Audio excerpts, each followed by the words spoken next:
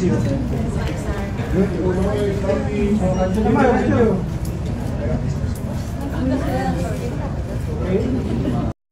course, with your support, fellow spouses, SSFI support staff, the Senate community, and of course, Senate President Cheese, I am bravely taking on the duties.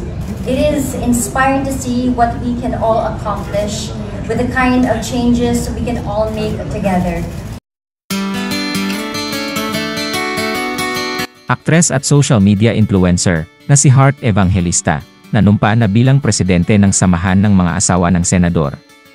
Nitong nagdaang June 6 ay nanumpa na si Heart Evangelista bilang bagong president ng Senate Spouses Foundation Incorporated. Ang nasabing posisyon ay automatic na itinalaga sa aktres bilang asawa siya ni Senate President Chis Escudero. Ipinost ni Heart sa kanyang Instagram account ang ilang photos and videos sa kanyang ginanap na oath-taking na pinangunahan ng kanyang mister.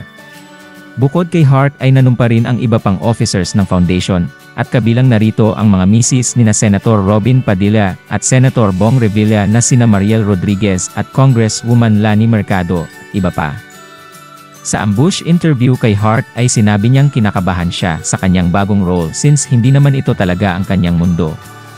Kinakabahan syempre kasi hindi ko naman ito mundo but in a sense, you know, even if it's not my world, I won't be doing the same thing. So you won't be expecting me to be going to certain things just to take pictures. I really want to do something and continuously make a change na hindi lang siya para lang artista na nilagay sa ganitong posisyon. I wanna work. So I'm excited in a sense, said ng bagong head ng Senate Spouses Foundation. Napansin naman ng mga netizens na tila maglalaylo na muna si Heart sa mga fashion event sa ibang bansa bilang pagpo-focus sa bago niyang responsibilidad bilang asawa ng Senate President.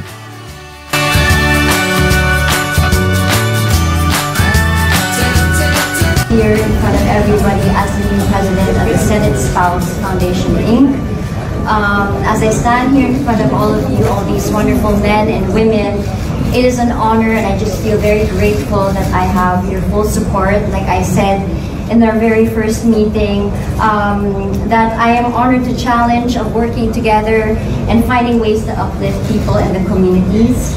The legacies left behind by the wonderful ladies and the testimonies of all of the service to the nation, the treasured stories, encourages me to continue what they have started, to make a difference and to inspire not just the members of the SSFI, but most importantly, to important groups and individuals who have the power to do something in improving the lives of the people around us.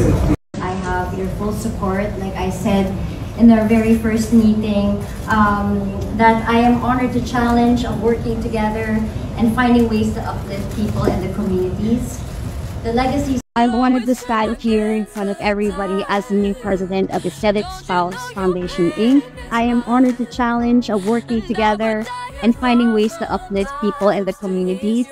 It is inspiring to see what we can all accomplish with the kind of changes we can all make together. Ngayon may pruweba na rin tayo na may puso ang Senado at naway sa mga gawain ninyo. Tunay ninyong maipakita at mapatunayan ito sa ating mga kababayan, higit pa sa mga nangangailangan sa mga parte ng bansa. Sa muli, binabati ko kayo. Congratulations!